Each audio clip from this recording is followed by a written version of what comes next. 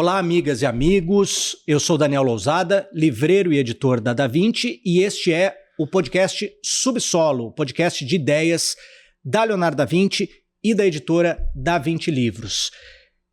Nós estamos aqui mais uma vez para discutir os problemas brasileiros e as questões do nosso tempo, direto do mítico subsolo da Leonardo da Vinci. Não é isso, Leonardo Cases? Como é que você está? Tudo certo, Daniel. Muito animado aqui por essa conversa que a gente vai fazer hoje, uma conversa com um grande convidado que sabe muito de um tema que está demais no noticiário, que assim, né, que mexe com a vida de todo mundo, que é segurança pública. Vamos falar de violência, falar de crime organizado, polícia, milícia e tudo mais que envolve esse universo, e com certeza a partir de uma outra perspectiva, né, que é exatamente o nosso objetivo aqui no podcast, é pautar o debate a partir de outros termos, né?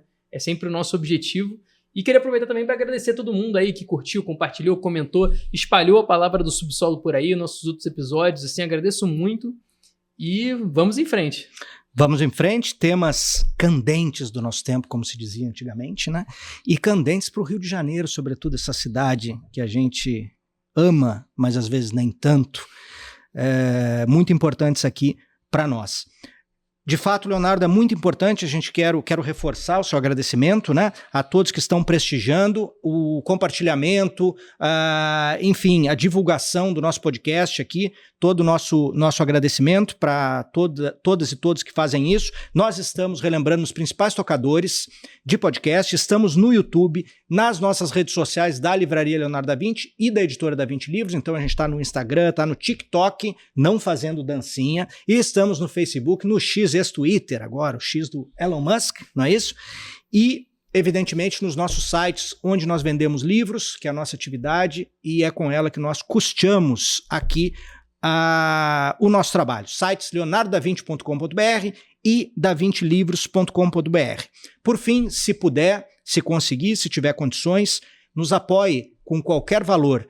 Nós temos um Pix. Para quem está vendo no YouTube, ele está aparecendo na tela, mas eu vou dizer, é um Pix, o Pix é o nosso e-mail, subsolo@livrarialeonardodavinci.com.br. Não, na verdade eu errei, mas a gente está fazendo ao vivo, o editor disse que a gente não pode parar. É subsolo@leonardodavinci.com.br e também através da plataforma Orelo, orelo.cc/subsolo. Você pode nos apoiar também tornando-se membro do canal no YouTube ou com o Valeu Demais, as demais ferramentas no YouTube. Isso é muito importante. Mas falei demais na introdução, vamos ao nosso convidado.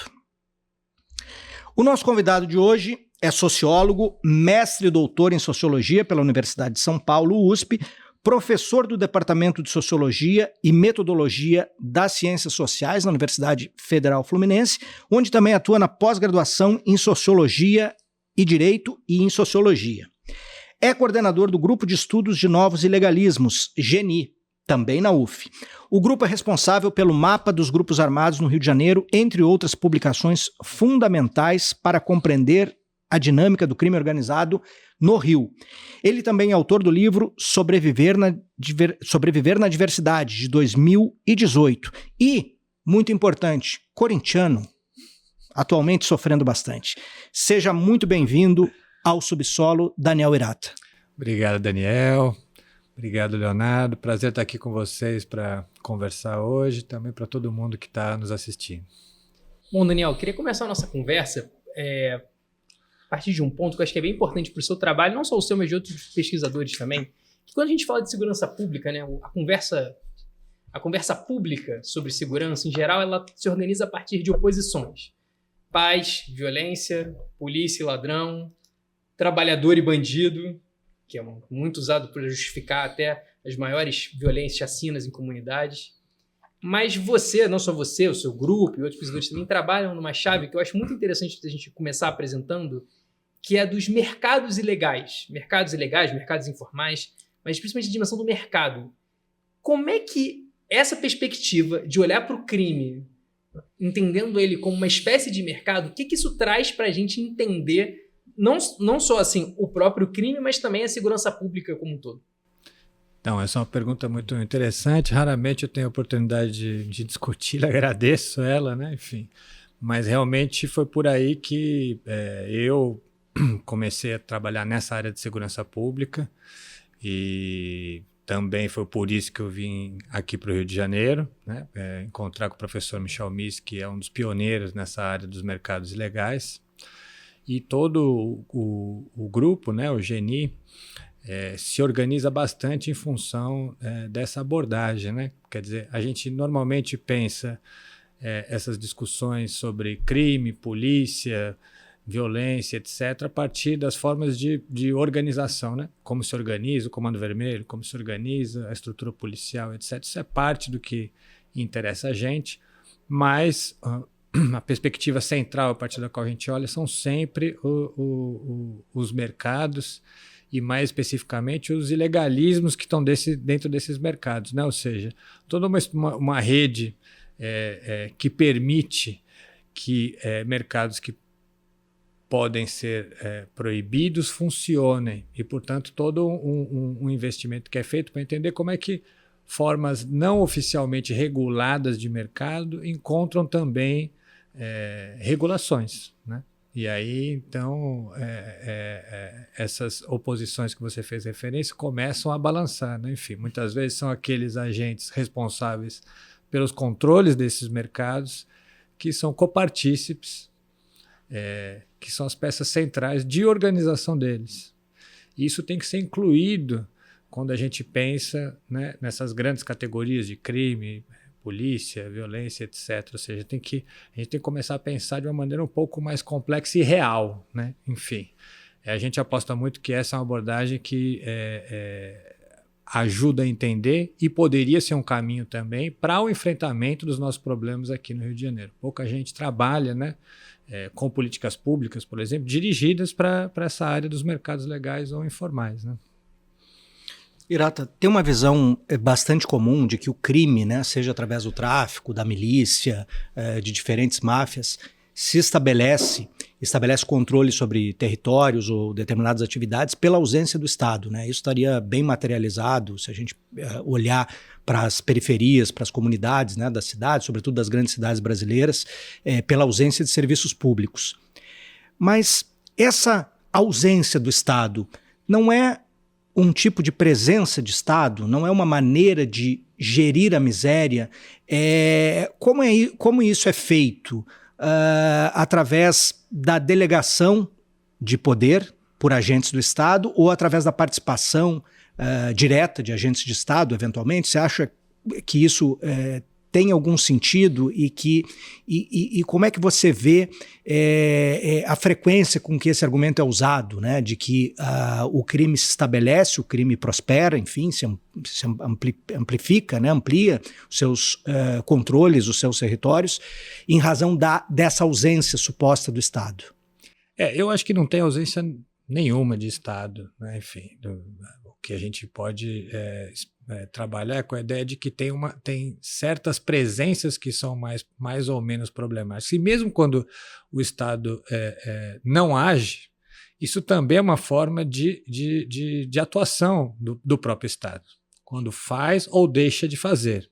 Estou pensando aqui de forma mais ampla, né? Quer dizer, não só para a área específica de segurança pública. A gente pega, sei lá, vamos pegar, por exemplo, o caso da Maré, né? Hoje nós estamos tendo aí uma operação muito violenta por lá. Você tem presença do Estado que está sendo comprometida nesse momento com a operação em curso.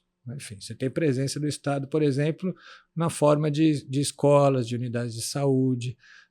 Tudo isso é afetado por uma outra presença do Estado, que é a presença policial, né? Enfim, e isso é um tema, por exemplo, que eu acho que nos últimos anos cresceu muito aqui no Rio de Janeiro, né? Ou seja, os impactos que não são só aqueles impactos da letalidade policial, mas os impactos na vida das pessoas, né? Enfim, os impactos da violência armada, pelo fato das pessoas não poderem sair para trabalhar, pelo fato das pessoas terem consultas médicas agendadas há meses, desmarcadas, pelo fato das crianças estarem ali no meio do fogo cruzado enquanto vão para as escolas, enfim, pelos impactos psicológicos, né, desse tipo de ação nesses locais.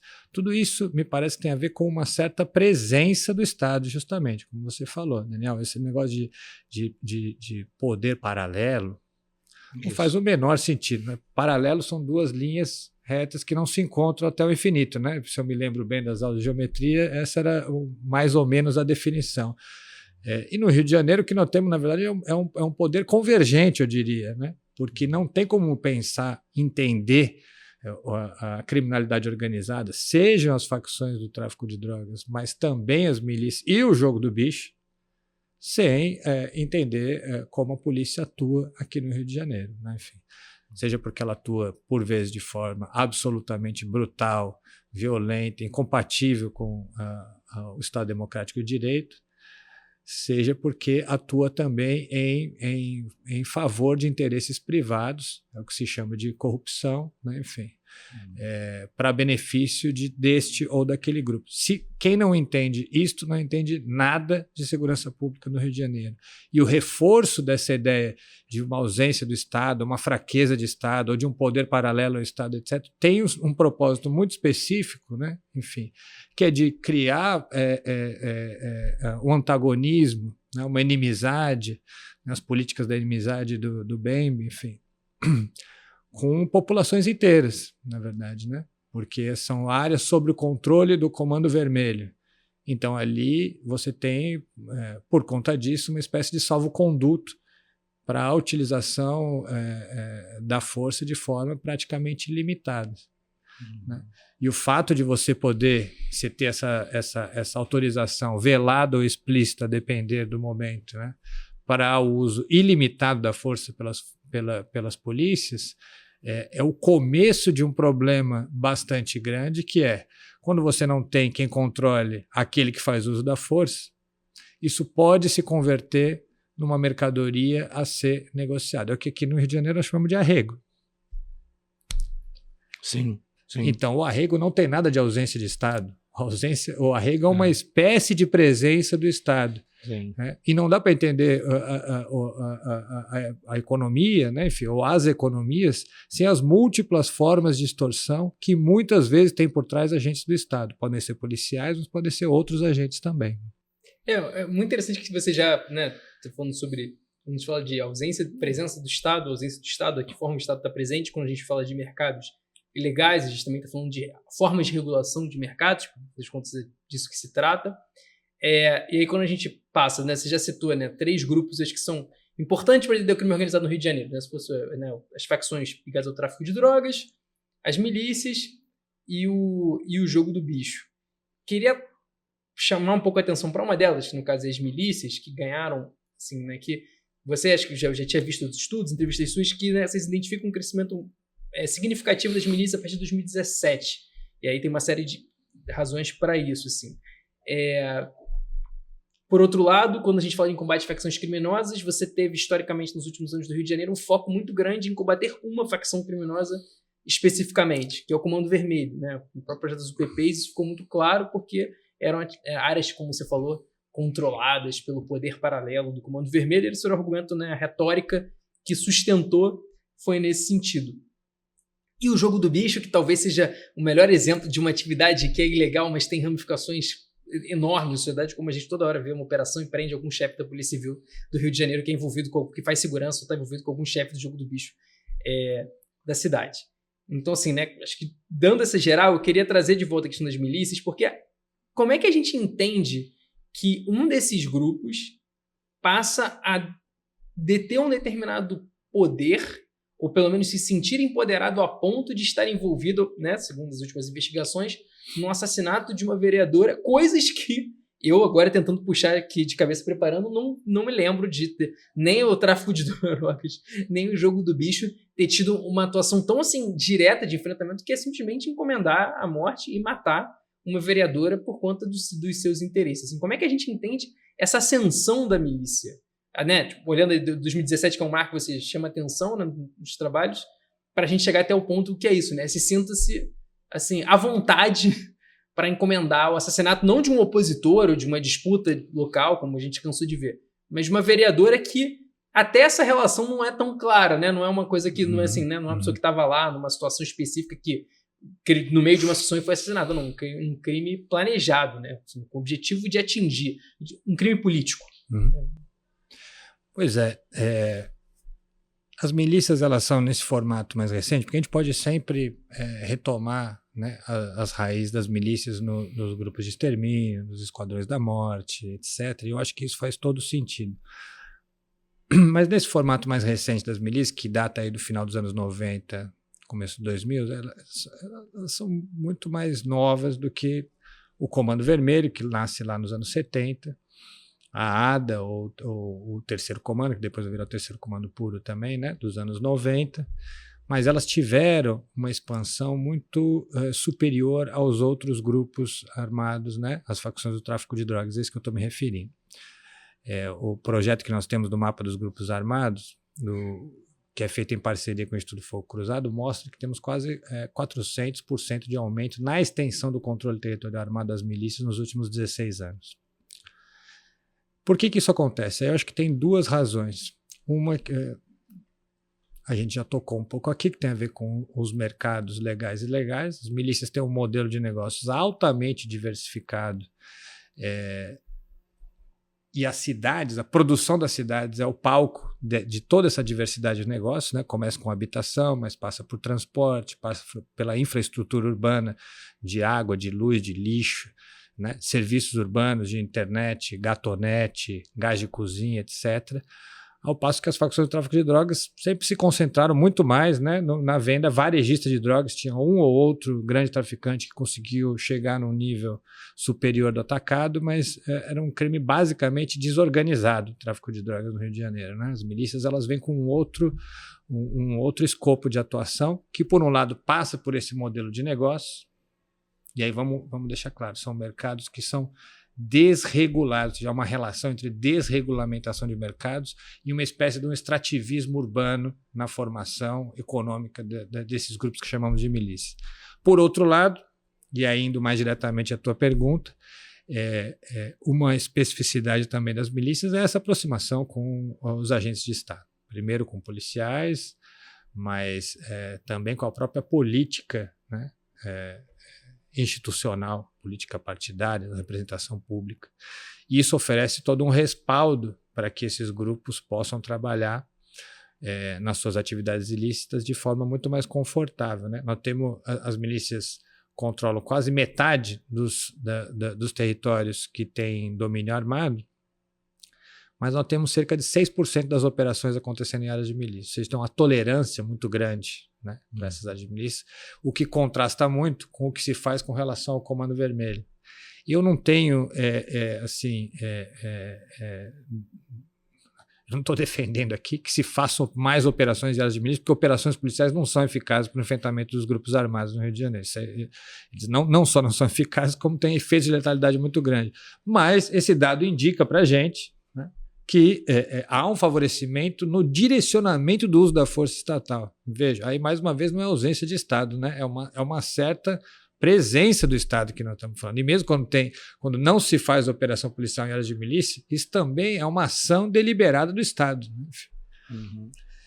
Então, quer dizer, no caso de Marielle Franco, o que as investigações conduzidas sobretudo pela Polícia Federal, né, porque antes o que nós tínhamos era um embuste, o que essas investigações mostram é que o assassinato de Marielle Franco teve a ver com o questionamento do que o professor Mário Osório chama de um marco de poder.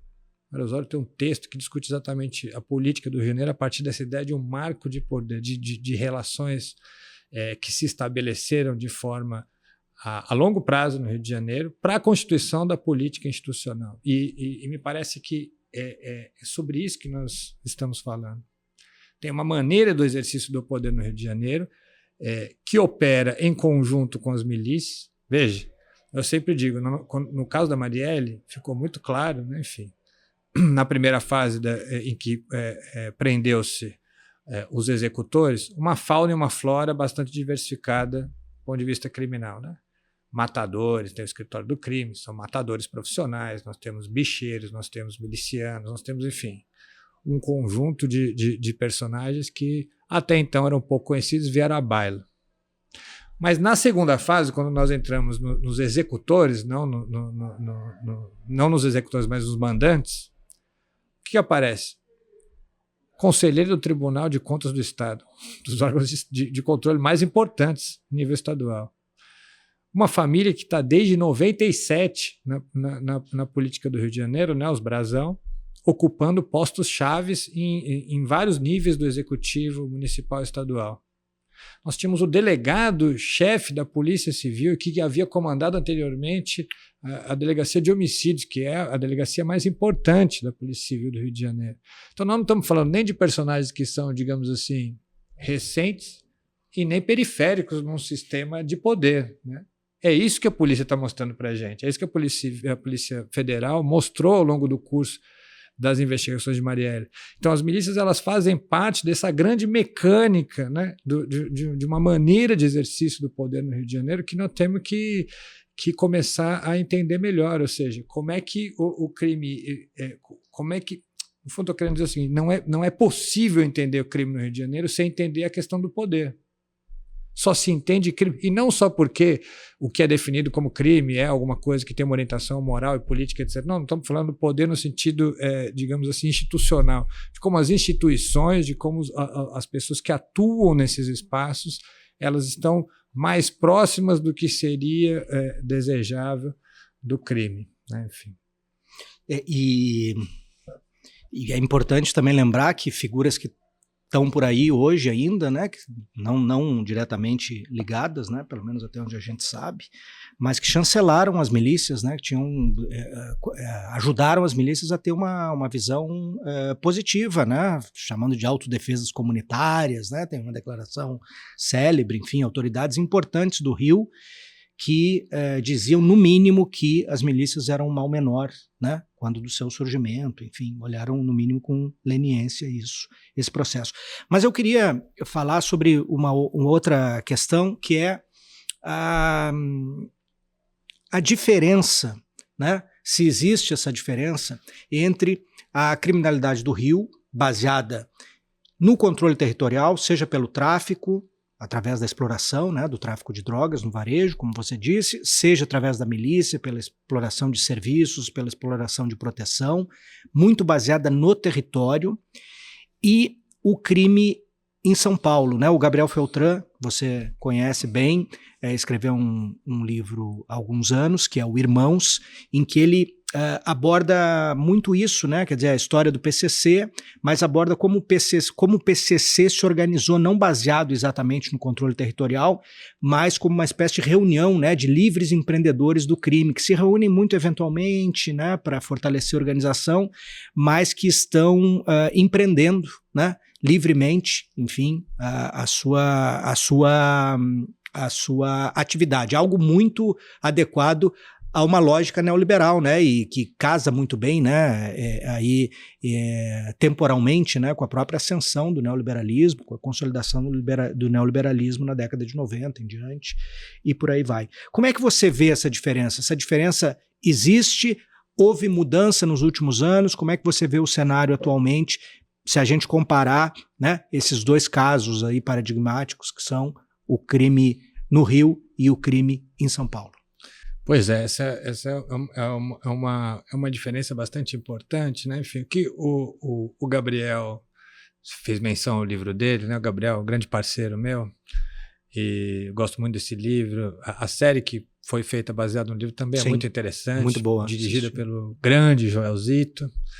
E ali eu acho que o que ele está dizendo, eu estou plenamente de acordo, né? É que o PCC é uma espécie de organização que é estruturada a partir de um sistema de posições.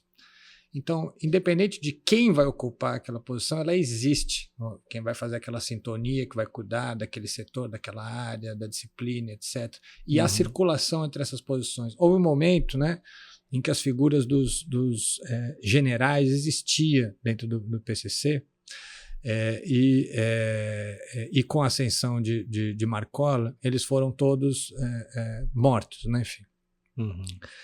Então esse sistema do PCC, ele difere muito, por exemplo, do que a gente conhece do Comando Vermelho. O Comando Vermelho é altamente personalista, né? Enfim.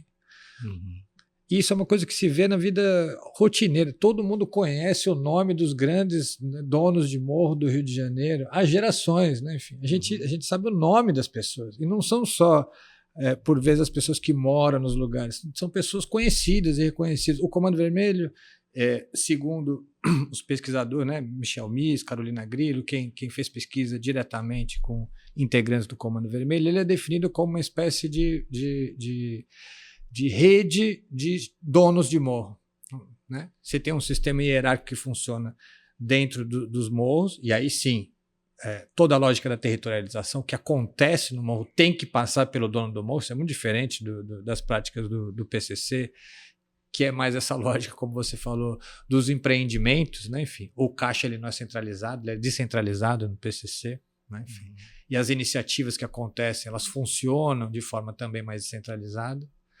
Mas, por outro lado, do ponto de vista da relação dos seus membros, o Comando Vermelho depende dessas várias lideranças, né? Enfim, da aliança de donos de morro, né? É uma espécie, se o PCC, né, enfim, segundo o Gabriel, é uma irmandade, né? Enfim, aqui nós temos uma confraria de donos de morro, né? Enfim, isso é muito diferente. Quando a gente percebe, né, enfim, que essas diferenças, quando dos processos de expansão desses grupos para as outras áreas, né, outros estados, Nordeste, Centro-Oeste, o Norte do país, também foram de encontro com, digamos assim, um repertório popular das formas de se organizar, porque tem a ver com isso, essas coisas, né?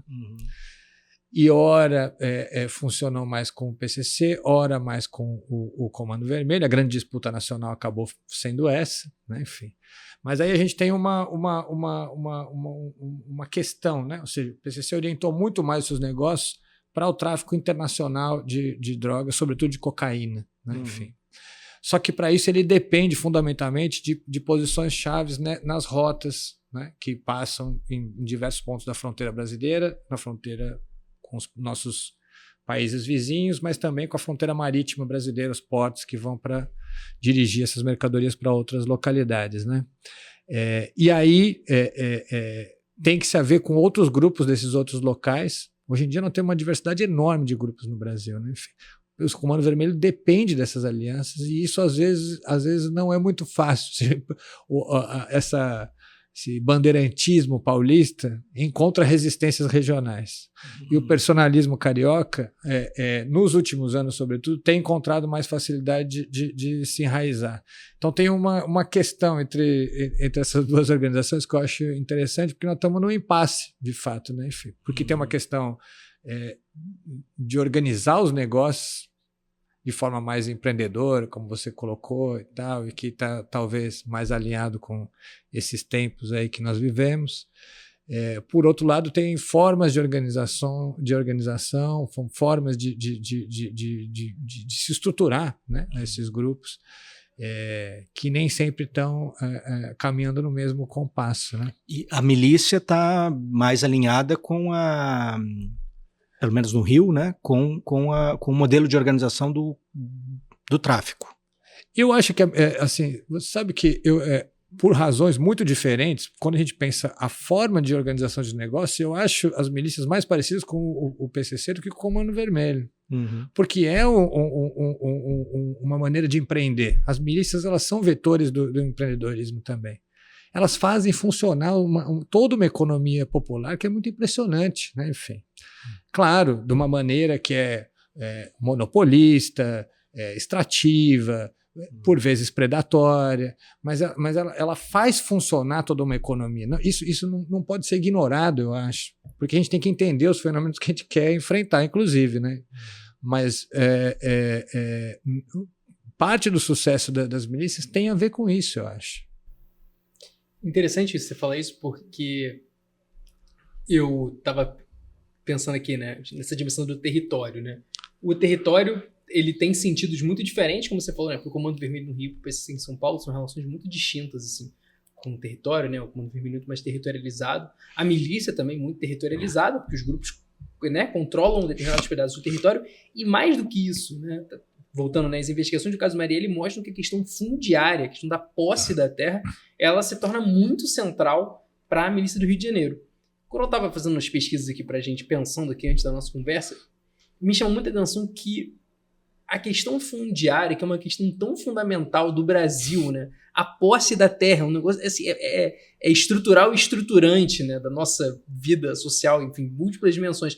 Mas eu fiquei pensando como é que, seja na milícia do Rio de Janeiro, seja, por exemplo, na Amazônia, nas fronteiras de exposição do crime organizado, né? Seja garimpo, grilagem, assim, né? A própria grilagem enquanto ato, assim, o desmatamento, né? Tráfico de madeira, a questão da posse da terra e a não posse, ou a quem pertence à posse, ou o Estado que atua só numa direção, como é que isso está tão presente, assim? E eu queria levantar uma questão um pouco mais geral, assim, no sentido, como é que você vê como é que a gente entende essa conexão entre a questão fundiária, que ela é fundamental no Brasil, e essas atividades criminosas que localmente elas assumem características específicas, né? Milícia no Rio de Janeiro, mas a gente também pode olhar, por exemplo, para o norte do Brasil e ver uma articulação do que o candidato Ciro Gomes, que a grande declaração dele na campanha eleitoral, queria dizer que o que havia na Amazônia era uma holding do crime que envolvia narcotraficantes, grileiro, garimpeiro e militares, e que estava todo mundo misturado, que não era possível entender o que estava acontecendo ali. Olha, poucas coisas eu não concordo muito com ele, mas assim, realmente eu acho que foi muito preciso, assim, que holding do crime é para chamar a atenção também desses múltiplos interesses. Assim. Então, mais uma vez, voltamos a esse ponto que me parece o mais importante, né? Enfim, de que não dá para entender crime sem entender poder, estrutura do poder no Brasil. Não tem como separar essas duas coisas, né? E, portanto, não tem como separar muito bem as ações do sistema político com o crime. Isso é uma questão empírica e histórica, né? Como você falou. Quer dizer, a situação colonial já é uma invasão, uma ocupação de terra, né? Enfim, as Seis Marias talvez tenha sido a primeira forma de grilagem do país, e por aí vai, né? Enfim.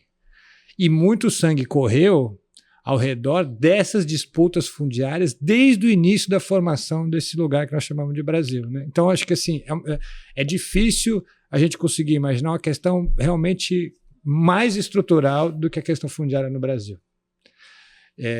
E sempre tivemos, né, essa relação entre elites econômicas, né, enfim, elites políticas e violência, e grupos, né, enfim, que vão fazer o trabalho violento em favor de elites políticas e econômicas, né, enfim. A gente falou do Gabriel Feltran, e ele, inclusive, quando ele se referiu, ele escreveu um pequeno texto, um ensaiozinho, né, enfim, que ele dizia que as milícias eram uma espécie de jagunçada emancipada. E eu gosto dessa definição, né? Porque os milicianos eles trabalharam em grande medida, né, enfim, para os bicheiros, que é realmente quem manda no Rio de Janeiro, né? Vamos falar a verdade, assim, a forma de crime mais organizada, mais antiga, mais organizada, mais enraizada e mais ajustada a esse marco de poder e as relações econômicas, tal como elas acontecem aqui, é o jogo do bicho. O jogo do bicho está em todos os lugares. O jogo do bicho não se territorializa, é o contrário. O jogo do bicho está em todos os lugares. Tem tentáculos em tudo quanto é coisa que acontece no Rio de Janeiro. Vários dos milicianos trabalharam para os bicheiros como seguranças, né, enfim, ou operadores de certos negócios e etc. Chegou no momento em que eles falaram, bom, nós temos armas, nós sabemos como fazer isso aqui, por que nós não fazemos nós mesmos, né, enfim. Por isso que o Gabriel chama de jaguncismo emancipado, eu acho que é uma boa imagem, né? É uma coisa metafórica, claro, né? Enfim, mas essa metáfora, essa imagem remete, digamos assim, a essas relações que eu acho que são fundamentais, Leonardo, e a gente precisa começar a trabalhar de forma mais transversal essas questões, entre, por exemplo, o que acontece com relação ao conflito fundiário aqui no Rio de Janeiro, na Amazônia, no Nordeste, no Centro-Oeste. E só quando a gente conseguir colocar essas coisas em ressonância é que a gente vai conseguir avançar efetivamente no que interessa. Quer dizer, porque as populações, né, enfim, que sejam negros que moram em favelas no Rio de Janeiro, quilombolas ou indígenas, etc., eles estão submetidos a esse mesmo sistema de poder há muito tempo. Mas as conversas se fazem menos do que seria o desejável, né, enfim. Se a gente está querendo entender, né, um sistema econômico, um sistema de poder, né, no qual o crime e o uso da violência extralegal é importante, essas conversas elas tinham que ser feitas o tempo inteiro, né? É o que eu sempre brinco, né? O dia que o Krenak e o Brown estiverem juntos, né, organizando as coisas e debatendo, a gente tem algum futuro nesse país, entendeu? Porque são as experiências de dominação, né, enfim. E aí a questão fundiária é uma experiência de dominação fundante desse país, né, enfim. São elas que vão informar a gente dos nossos caminhos reais e efetivos, de um horizonte político que seja um pouco diferente do que, né, enfim, o retardamento do fim do mundo e por aí vai, né? Então, quer dizer, eu acho que essa questão ela é realmente fundamental. O caso da Marielle trouxe isso para o centro, né, do debate aqui. O ano passado nós tivemos as discussões relativas ao plano diretor. Não se conversou sobre milícias nesse momento, né? Então, quer dizer, como é que isso fica daqui para frente? Tendo em vista que tudo isso que foi trazido a nossos olhos, né? Enfim, quer dizer, uma das questões fundamentais do caso Marielle nós tínhamos vereadores que estavam aprovando PLs na Câmara do Rio de Janeiro de flexibilização da regularização fundiária em favor das milícias. Mas não se fala disso. Ou quanto a isso não se tem consequência. Quando é que a gente vai fazer uma CPI para entender, né, enfim, o quanto que a produção legislativa teve impacto nos processos de produção urbana do Rio de Janeiro? Nem é tema de tão assentado que é isso, do ponto de vista de ser um marco de poder realmente bastante importante. E as investigações elas mostram isso, né? Quer dizer, não era exatamente um episódio ou outro aqui que levou, né, a escolha e a execução de Marielle. Foi, na verdade, um conjunto, né, um enfrentamento que ela fazia, o partido dela fazia, com relação a isso. Então, é uma questão fundamental, essa questão fundiária.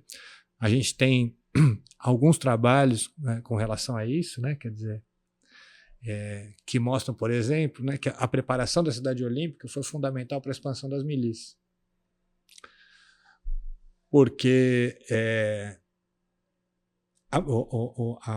os investimentos suntuosos, né, para a produção da cidade olímpica, na verdade a cidade da Jornada Mundial da Juventude, da Copa do Mundo, enfim, a cidade dos grandes eventos, na verdade, apontava um eixo, reforçava um eixo de expansão urbana do Rio de Janeiro em direção ao oeste, né, enfim, que é para onde a cidade pode crescer, mas o corredor olímpico ia nessa direção, era do centro até o Parque Olímpico ali na Barra da Tijuca.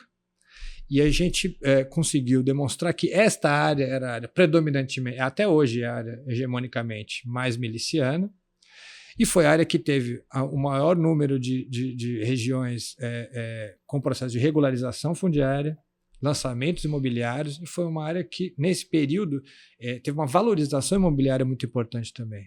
Então, isso ajuda a explicar também por que as milícias cresceram tanto nesses últimos anos. Eles estavam ali para prover da grilagem, da ocupação, a construção imobiliária, compra e venda de imóveis, depois a administração condominial também, depois botar a van que vai chegar naquele lugar, colocar a internet que vai conectar ali, vender o botijão de gás, quer dizer, entende? É um pouco por aí, né? Enfim, que a coisa foi sendo construída. Não vou dizer aqui que é uma coisa intencional, né? Enfim. Parece que as pessoas que investiram, né, enfim, para que o Rio de Janeiro abrigasse esses eventos não estavam particularmente, quero crer, né, que não estavam particularmente interessados em favorecer as milícias, mas o efeito foi esse, né, enfim, o efeito foi esse. Daniel, o tema da segurança, a gente falou aqui de polícia, né? O tema da segurança é sempre ou majoritariamente abordado pelo viés da polícia, né? Como se a polícia concentrasse toda a violência, né? Você acha que a violência está só na polícia? É possível separar a polícia do sistema criminal, do sistema em que ela está inserida? Onde é que entra o Ministério Público? Onde é que entra o Judiciário, que chancela eventualmente os crimes da polícia, que promove, enfim, as condenações, que enfim, chancela o punitivismo. Então, o problema é só a polícia, uma ação só sobre a polícia, nos currículos, na formação da polícia, na reforma da polícia, resolveria a questão da segurança pública, especialmente no Rio, mas no Brasil como um todo? O que eu acho que, assim, com relação à polícia, depois nós passamos para o sistema de justiça criminal. Com relação à polícia, me parece que o único horizonte de saída possível é estabelecer algum tipo de controle, primeiro, o reforço dos controles existentes e a criação de novas formas de controle das polícias. Porque do jeito que está, não é possível, né? Quer dizer, as corregedorias, elas são marcadamente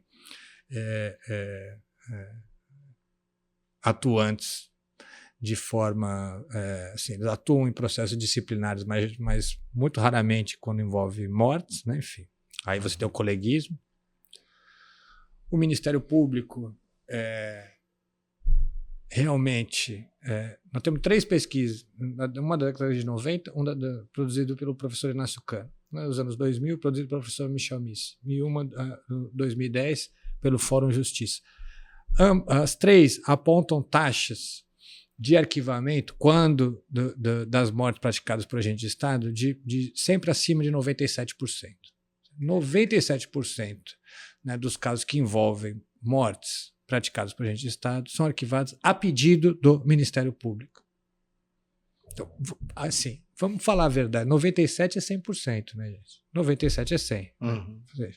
A cada 100 casos, 97 são arquivados. Isso no Rio. No Rio de Janeiro. E essa estatística, comparativamente, você tem uma ideia com outros estados? Não é muito melhor em outros estados. Né? Enfim, não é muito melhor. Mas o Rio de Janeiro tem um problema grave, né? Enfim. E aí, claro, né? Enfim, quando você chega na magistratura, esses pedidos são aceitos de arquivamento, né? Enfim. Aqui no Rio de Janeiro, vige a famigerada súmula 70, que permite a condenação à absolvição apenas com testemunho policial. E o ano passado saiu uma pesquisa muito interessante do IPEA que mostra que esse tipo de prova, né, testemunhal, ele, via de regra, vem acompanhado de uma pobreza probatória de, por exemplo, provas materiais, né, enfim, produção de toda uma área, né, de construção de evidências diferentes do testemunho. Né, enfim, ou seja, uma coisa vai junto com a outra. Então, quer dizer, nós temos que começar a lidar, né, como você falou, com a ideia de que o problema não é só a polícia, o problema é o sistema de justiça criminal que passa pela magistratura, passa pelo Ministério Público, passa pelas corregedorias, né, enfim, passa pelo comando político, né, porque, enfim, em última instância, né, quem comanda as polícias, ou deveria comandar, é o governador. E mesmo dentro da cadeia de comando e controle interna das forças policiais, raramente você tem uma punição de caráter, enfim, responsabilizando os estratos hierárquicos superiores. Enfim, você pode, às vezes, ter uma condenação daquele policial que atirou, e isso é raro, como eu acabei de dizer.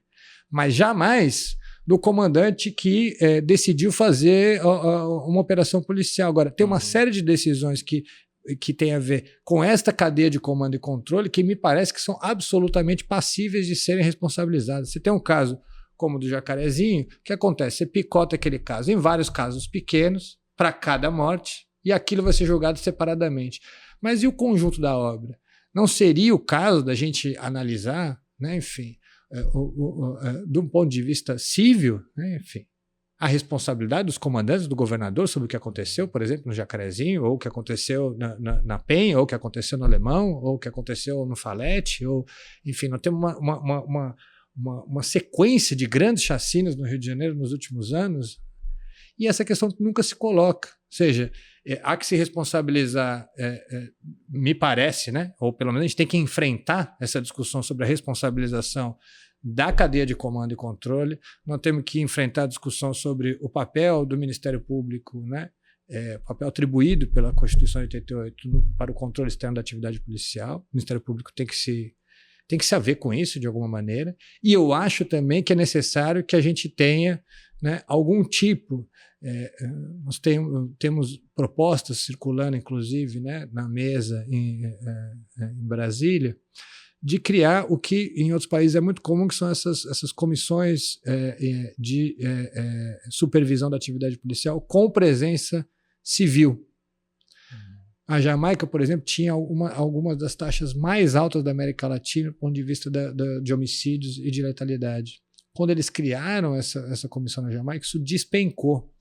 Nós temos nos Estados Unidos mais de 40% das cidades já com comissões desse tipo. Ou seja, porque são as pessoas que são envolvidas nessa questão da letalidade policial, que eu acho que tem que ser convocadas para participar do controle das polícias também, do controle democrático. Isso é natural. Enfim, somos nós que concedemos à polícia a prerrogativa do uso da força. Então nós temos que tomar parte também, né, enfim, dos limites com relação a isso. E eu digo isso porque, assim, como eu falei anteriormente, né, essa violência policial acaba, né, por favorecer a lógica de expansão, inclusive dos grupos armados do tipo miliciano. As milícias são uma espécie de paramilitarismo brasileiro, né, enfim. Agora, só em complemento, isso que você fala, essas possíveis reformas, elas se dão no nível estadual, né? Tem legislações específicas enfim, direcionamentos específicos em cada estado, mas no nível federal, né? Se a gente está pensando no tráfico de drogas, se a gente está pensando na legislação sobre armamento também, tudo isso incide sobre a violência cotidiana. Bom, se a gente avançasse sobre o SUSP, ele funcionaria, né? Inclusive, ele foi idealizado através do modelo do SUS, né? Ou seja, no modelo do SUS nós temos, na verdade, uma articulação, né, dos poderes municipais, estaduais e federais que é bastante densa, né? Enfim. E um sistema único deveria funcionar sobre essas bases. O SUS mostra que isso é possível, né? Enfim. O mesmo poderia acontecer para a segurança pública. É que aí tem uma questão que é complicada, eu acho, que é o seguinte: não é por acaso que as polícias são estaduais e que o Brasil é uma federação. Essas duas coisas elas têm relação. Os governadores, eles não querem, eles não controlam as polícias, mas eles não querem perder a prerrogativa de eventualmente fazer uso, né, enfim, das forças policiais. Então a gente fica nesse impasse, né, porque a gente não consegue ter essa organicidade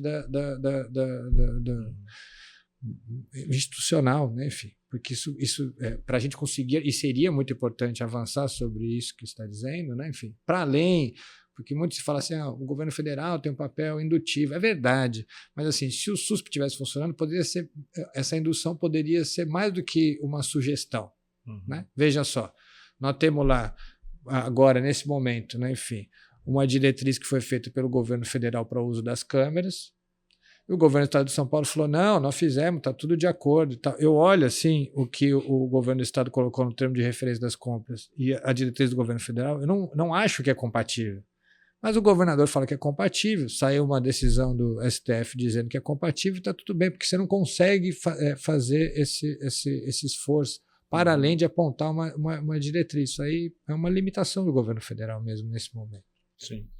É interessante porque quando a gente está falando sobre polícia e reforma e essas ações da polícia, o Rio de Janeiro foi o laboratório, talvez, de uma experiência que, assim, acho que é até complicado chamar de política pública, sabendo do modo como foi feito, mas uma experiência de polícia, que foram as unidades de polícia pacificadora, né? As UPPs. Foi um laboratório de uma coisa, de uma ideia, muito a ver com essa ideia do território, né? E a retórica era toda essa, né? Vamos retomar os territórios sob controle do crime, a ocupação, a polícia, o Estado vai ocupar aquilo, tudo que a gente estava no início da conversa.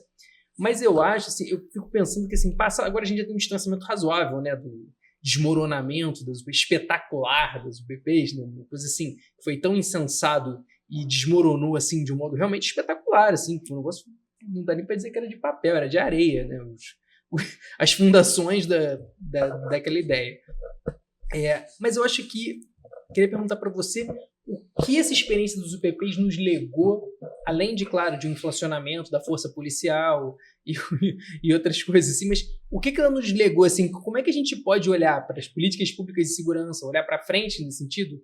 Assim, a gente não pode ignorar que as UPPs existiram e que elas tiveram uma dimensão até 40 unidades, assim, foi de um tamanho bastante grande, assim.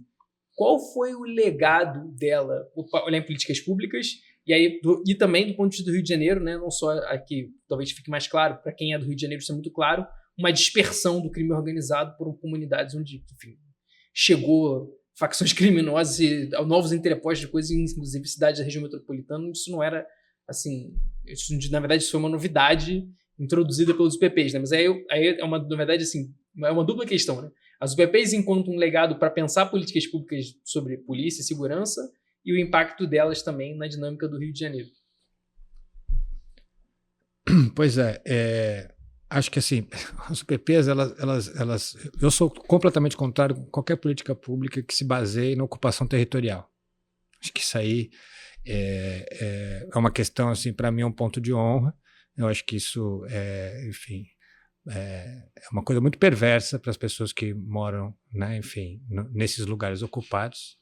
A gente estava falando do colonialismo, é justamente essa lógica da ocupação, né? Enfim, ocupação para pacificação, que não pacifica coisa nenhuma, né? Enfim, uma ocupação autoritária, violenta, enfim, militarizada, etc.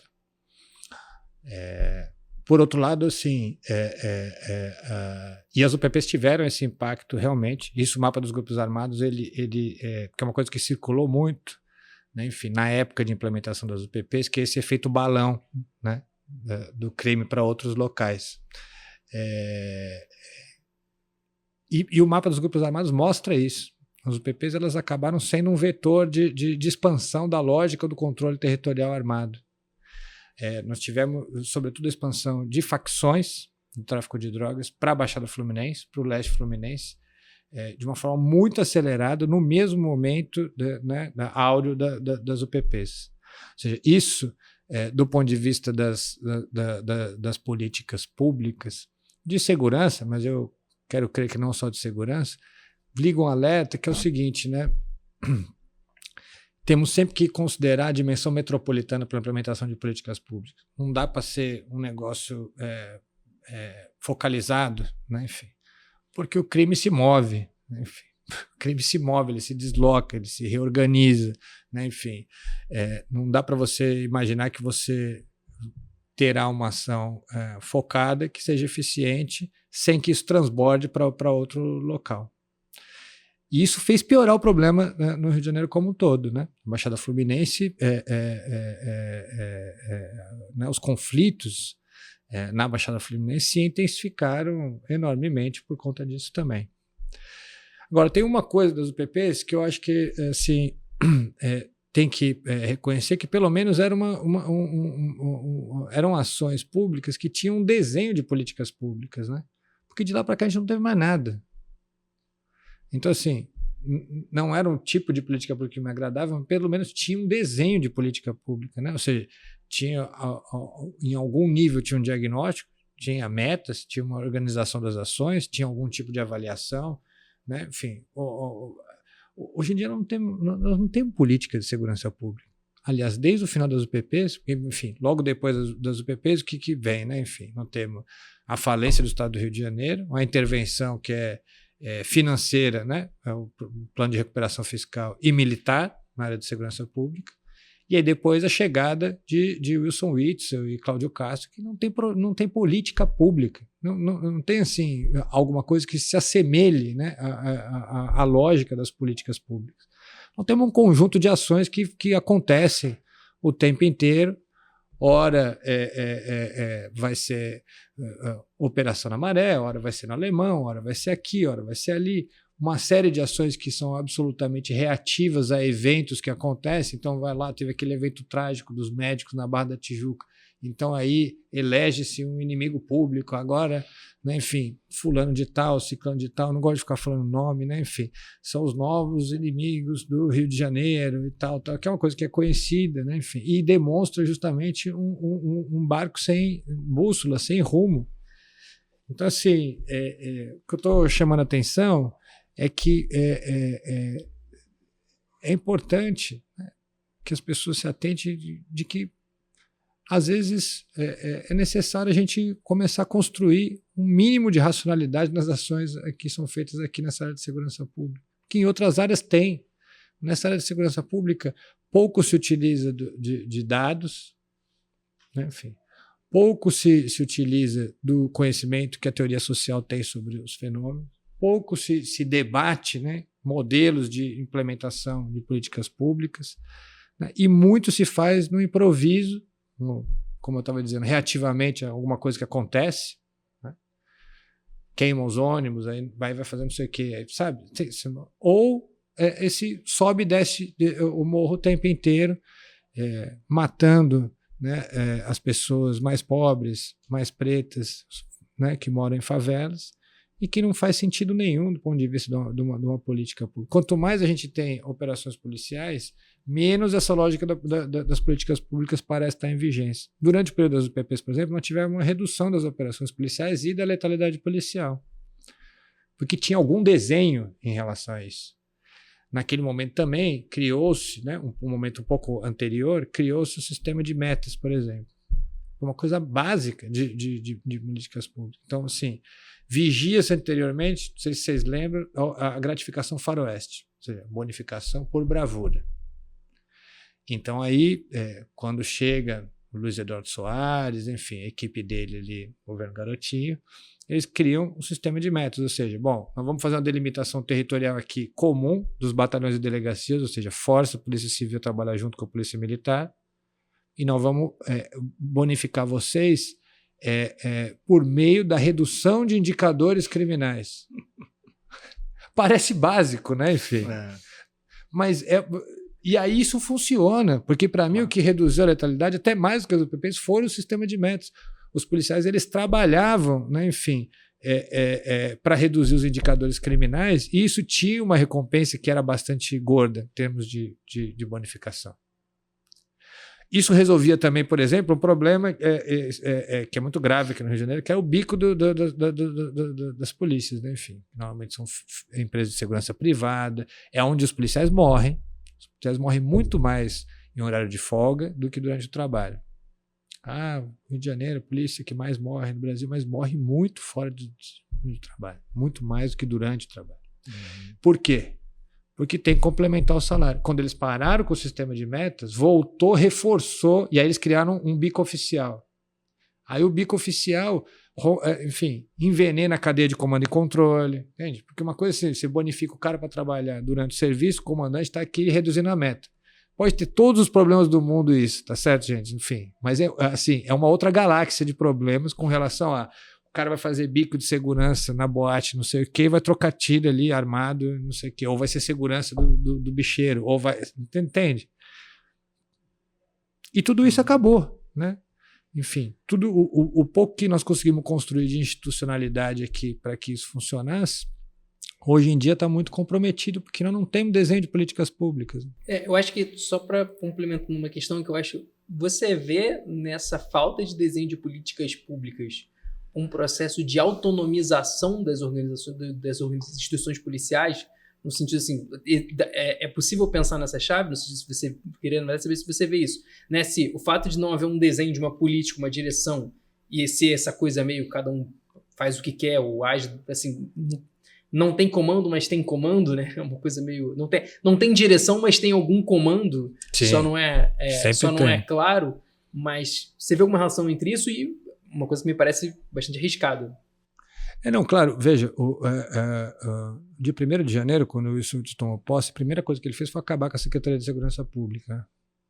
Ele criou uma secretaria para a Polícia Civil e uma secretaria para a Polícia Militar. Isso, assim, institucionalmente, é bastante concreto. Quando a gente fala de autonomização, isso é bastante concreto, né? Enfim, ou seja, no fundo, ele estava conferindo essa autonomia para as polícias, o que foi algo que acabou voltando contra ele mesmo, né? Enfim, porque quando a gente diz assim, o poder político tem que ter o controle do poder em armas, né? Enfim, que é uma coisa básica da democracia, enfim, isso é por diversas razões, né? Enfim, dentre elas, né, o fato de que o poder em armas, sem controle do poder político, pode avançar sobre o poder político, tá certo? Então tem todos os riscos.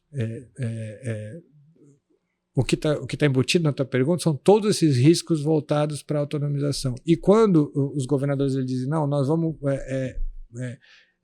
lidar com a polícia só em forma de benesses, né? Enfim, achando que dessa maneira ela vai ser leal a mim, é um engano muito grande. Enfim. Os governadores eles têm que ter o comando das polícias. Enfim. Tem que ter o comando das polícias. E o que aconteceu no Rio de Janeiro foi no sentido inverso.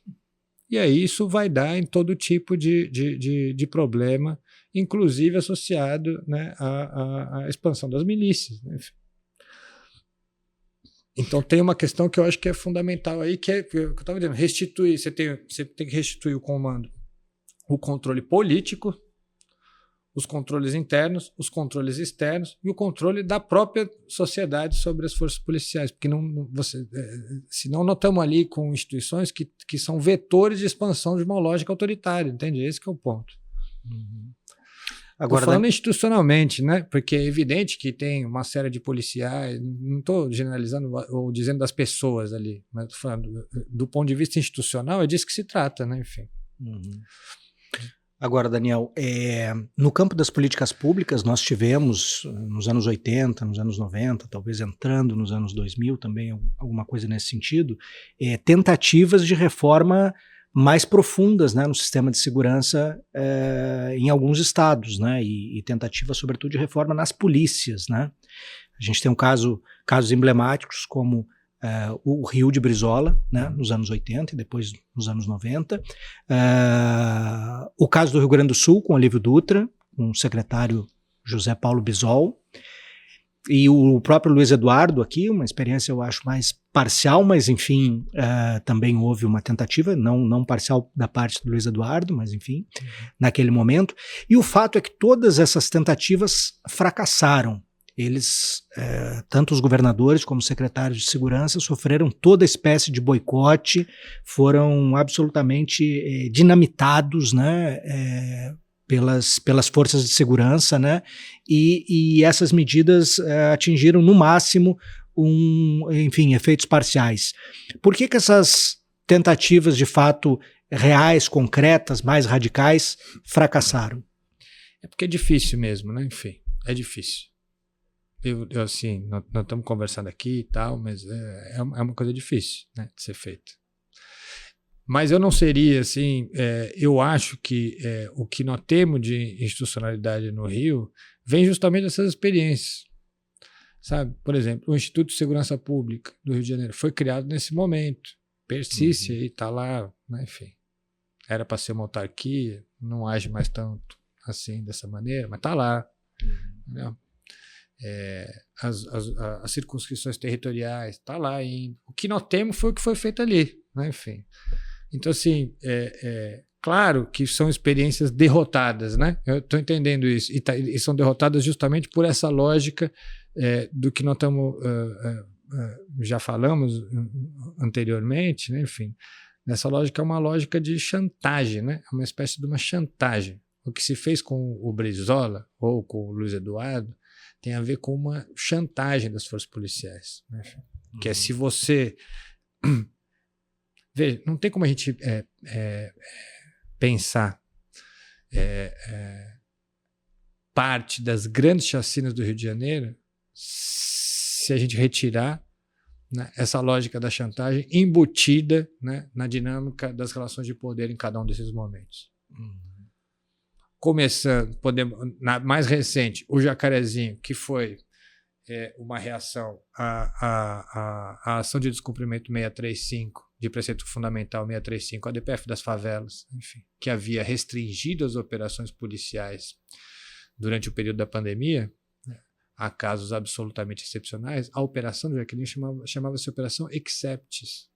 E durante a coletiva de imprensa, os policiais falaram que o STF estava fazendo ativismo judicial no Rio de Janeiro. Ou seja, a Polícia Civil do Rio de Janeiro, ela acha que ela pode enfrentar e peitar a Corte Suprema do país, o mais alto grau do poder judiciário do país, a que ela devia ser subordinada, um instrumento de ação.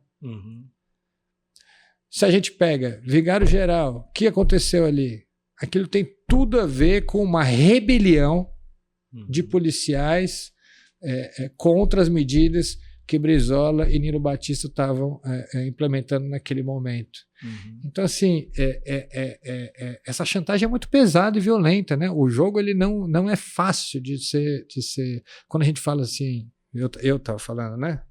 Da coisa do controle democrático da atividade policial, isso aí é um esforço que mesmo uma gestão inteira bem-sucedida, com certeza uma gestão inteira bem-sucedida e bem-intencionada conseguiria derrubar enormemente, né, porque nós estamos num patamar absurdo, né, enfim, do uso abusivo da força, mas, enfim, para conseguir fazer com que, né, as peças institucionais elas se comportem segundo, enfim, o desejável do ponto de vista democrático, eu acho que são gerações de medidas bem-sucedidas. Então, assim, é natural que a gente tenha mais derrotas do que vitórias nesse campo, né? Enfim. Eu tenho uma última questão relacionada a isso, Daniel, que é como é que você vê a abordagem da esquerda sobre o tema da segurança pública? Se diz, né, correntemente, que a esquerda não aborda essa questão e por isso perde a batalha das ideias. Mas talvez isso esteja ligado à adesão a uma determinada visão de segurança pública, que é uma visão punitivista, baseada na ideia do bandido, enfim, etc., abdicando, evidentemente, da pauta histórica da esquerda, do horizonte de transformação, do horizonte humanista, etc. E a gente viu aqui, mesmo no Rio de Janeiro, a adesão mais ou menos explícita, inclusive de lideranças de esquerda que, historicamente, ligadas aos direitos humanos, lamentavelmente aderindo a esse discurso, né? Punitivista, esse discurso, enfim, da violência, né, de alguma forma. Como é que você vê isso? Você acha que isso tem se transformado aí nos últimos anos ou na última década, essa visão dentro da esquerda brasileira? Ou essa já era uma tendência mais antiga? Como é que você vê? E também considerando essas experiências que a gente citou aí, de Brizola, de Olívio Dutra, de, enfim, outros governos. Eu acho duas coisas. A esquerda, em geral, tem problemas para lidar com essa área de segurança pública, apesar de que governos de esquerda tiveram, né, muito sucesso quando atuaram. Por exemplo, nós temos uma experiência em Pernambuco, nós tivemos experiência em Minas Gerais, nós tivemos experiência em Brasília, de governos de esquerda que foram extremamente bem-sucedidos para a redução dos homicídios, para o controle do crime organizado, etc. Ou seja, por um lado, o que eu queria dizer é o seguinte: existem experiências que podem nos informar sobre os melhores caminhos a serem seguidos do ponto de vista da organização de políticas públicas nessa área. Nós temos isso, né? Temos esse histórico no Brasil. Mas do ponto de vista do debate público em geral, eu acho que tem uma dificuldade das pessoas de esquerda, digamos assim, de entender as coisas, por exemplo, nos termos em que nós estávamos discutindo aqui todo esse tempo, quer dizer, de que violência tem que ser entendida dentro de um marco de poder, de uma estrutura de poder, de um jogo de forças político, e que, portanto, é necessário enfrentar a criminalidade organizada, sim. E isso tem que ser feito, claro, de maneira inteligente. Tem uma série de ferramentas, inclusive tecnológicas, que poderiam ser mobilizadas atualmente. Mas o fato é que o que a gente está vendo é que fica se procurando uma espécie de um xerifão de esquerda. E esse é o pior dos mundos para a esquerda. Esse é o pior dos mundos para a esquerda. Porque não cola, né? Não cola de jeito nenhum. Claro que não cola. Não cola. Porque as pessoas olham e falam, bom, entre o original e a cópia, eu vou ficar com o original, né? Quem que vai querer ficar com a cópia? Sendo possível ter o original, não é verdade? E segundo que não é assim que funciona, né? Enfim, sabe-se que isso é meramente retórico, esse tipo de deriva que você fez menção. Tem pessoas que se prestam a papéis lamentáveis, né? Fazendo esse tipo achando que com isso vão ter mais votos, etc. Ou seja, não tem, eu sou absolutamente contrário à ideia de que, bom, se a direita faz fake news, nós temos que fazer fake news. Se a direita diz um monte de bobagem, nós temos que dizer bobagem. Eu acho que é uma redução, né, do pensamento, isso que é muito grande. A gente não precisa, né, se prestar esse papel, porque nós temos conhecimento acumulado para trabalhar as coisas de uma outra maneira, né? Enfim, nós sabemos quais são os problemas desse país, nós podemos enfrentar essas questões. Desse ponto de vista, eu sou muito otimista que as coisas têm caminho, sim, e que é só uma questão de iniciar, só de caminhar numa direção correta, isso já é um grande alívio, né? Enfim, mas parece que, quer dizer, se você fica apostando em personagens, né, enfim, que vão cumprir esse mesmo papel que a direita já cumpre, do populismo penal, da exploração dos símbolos do sofrimento, do ódio, da vingança, etc., para comunicar nessa área de segurança pública, bom, aí eu acho que, entendeu? Não precisamos ter um campo de esquerda, então. Para mim... Exato. Bom, perfeito. Assim, acho que um papo sensacional. Acho que assim, né, a segurança pública é um tema muito rico, porque como a gente viu aqui, ela se desdobra em muitas outras questões, né? Assim, é um campo, na verdade, atravessado por muitas questões. A gente discutiu aqui questão de mercados ilegais, questão fundiária, violência mesmo, né? Violência estatal. A gente não pode deixar de falar, né, num episódio sobre isso, de que a gente sabe muito bem quem é que mais morre por conta dessa política, que é a juventude negra, pobre, que está nas comunidades, são os maiores vítimas desse modelo, né? Um extermínio que acontece em relação a essa população. Isso tem que ser sempre falado e ressaltado, porque não é aceitável que uma parcela gigantesca da população não só vive com medo de sair de casa, com medo de levar um tiro, ou efetivamente seja assassinada por agentes do Estado que estão ali supostamente cumprindo a lei, que acho que depois desse papo todo o debate, a gente já consegue fazer o debate de outras posições. Acho muito bacana, Daniel, sua fala em relação a esse papel da esquerda, que é isso, né? A gente tem que ser capaz de colocar o debate em outro lugar. Assim, olha, nossa conversa começa aqui. A gente ignora isso aí, populismo, mediatização, e vamos discutir a parada sério. Porque se ninguém puxar, né, se não for contra a corrente e puxar o debate para outro lugar, a gente vai estar sempre a reboque de uma coisa onde a gente, né, que todo mundo vai perder. Vou te dar um exemplo, por exemplo. Uma coisa que eu venho dizendo por aí. Nós falamos de mercados ilegais, do quanto que isso é um ponto de apoio fundamental dos... porque senão vão falar que eu fico falando mal de todo mundo.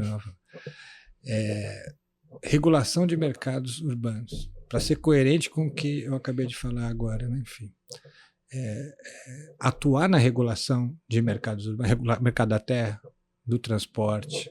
A questão do transporte no Rio de Janeiro, a CPI mostrou lá em 2008 que tinha uma questão, até hoje não foi enfrentada a contento também.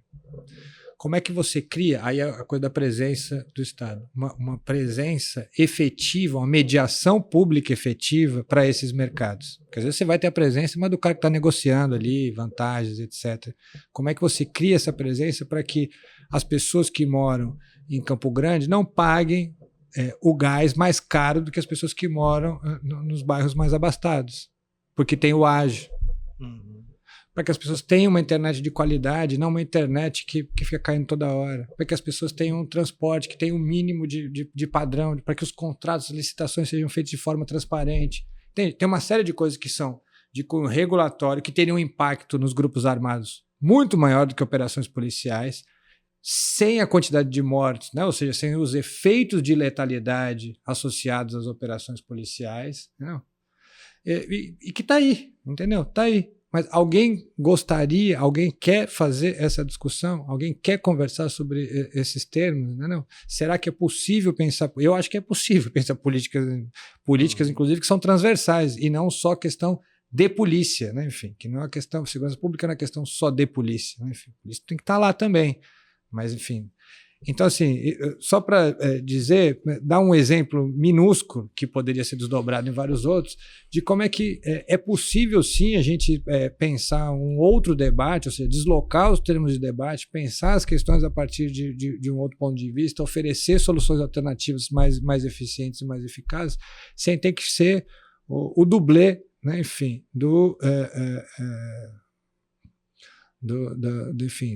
da vocalização da morte, né? Enfim.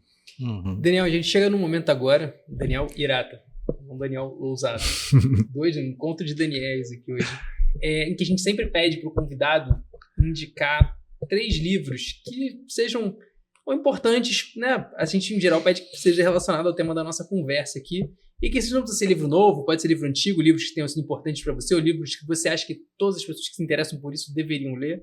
Então, sempre um desafio, né? Os convidados sempre ficam meio desconfortáveis de ter que escolher 3, mas o nosso papel é esse mesmo, assim, é para indicação, sua indicação de leitura agora aí.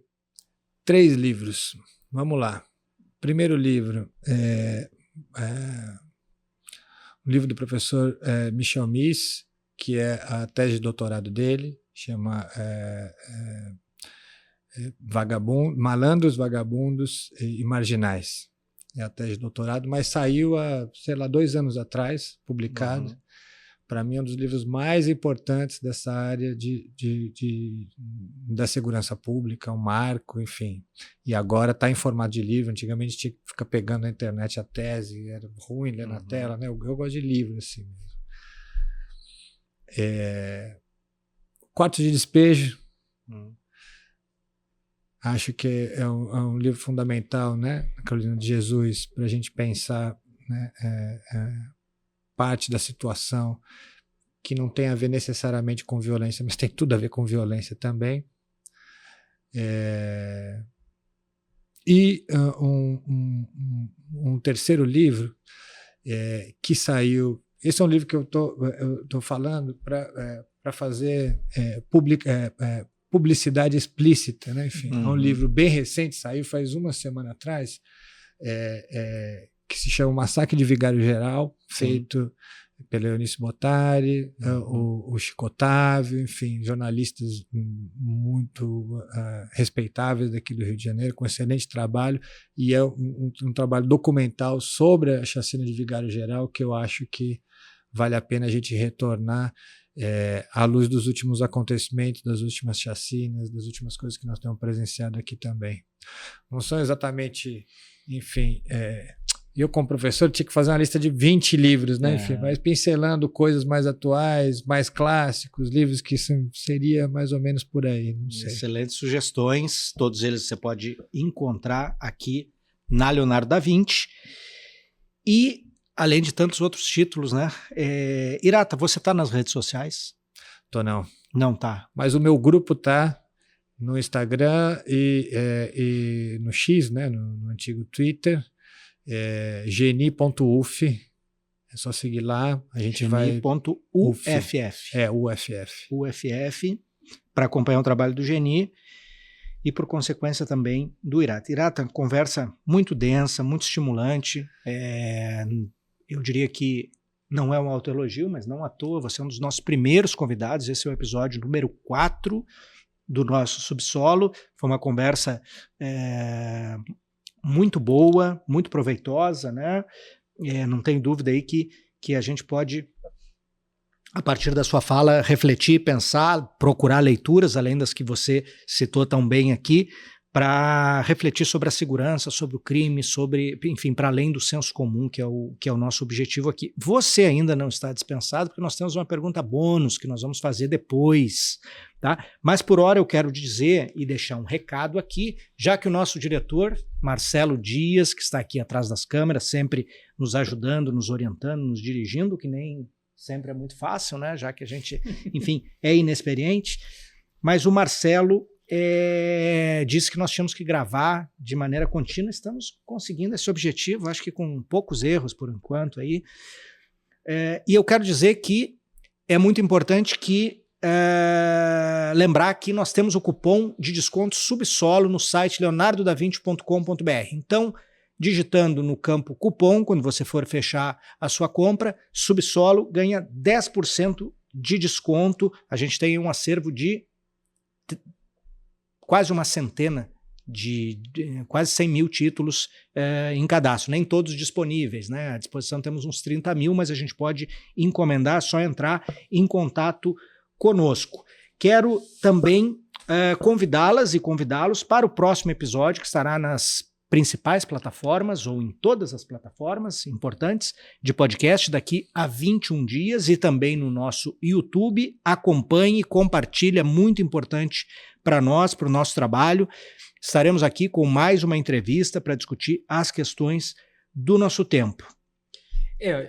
Daniel, lembrando que a gente vai anunciar lá o convidado, o nome ainda não tá fechado, né, no próximo episódio, então acompanhe as nossas redes sociais, as redes sociais da Da20, da Da20 Livros, que a gente vai revelar lá o próximo nome. A gente também, enfim, todas as novidades da livraria, a programação da livraria, você também consegue acompanhar nas nossas redes sociais.